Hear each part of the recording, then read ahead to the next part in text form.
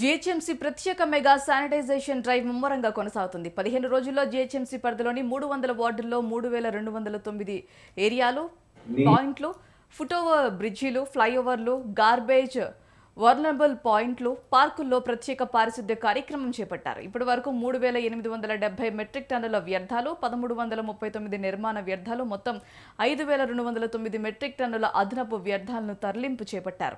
Garbage vulnerable పాయింట్లపై ప్రత్యేక దృష్టితో శనివారం డ్రైవ్ కొనసాగింది. గార్బేజ్ వర్నబుల్ పాయింట్ క్లీన్ చేయటమే కాకుండా అక్కడ ముగ్గులు వేసి అందంగా పాయింట్లను తీర్చిదిద్దారు కూడా. చిన్నపిల్లలు, యువత, సీనియర్ సిటిజన్లను డ్రైవ్లో భాగంగా చేసి పరిసరాల పరిశుభ్రత ప్రాధాన్యతపై ప్రతిజ్ఞ చేయించారు. పరిసరాలను శుభ్రంగా మరియు పచ్చగా ఉంచుకుంటానని ప్రతిజ్ఞ చేస్తున్నాను.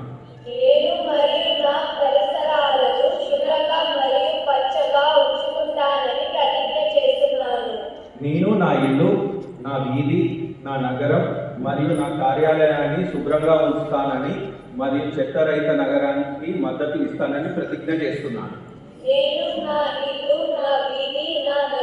నేను మరియు నా పరిసరాలను శుభ్రంగా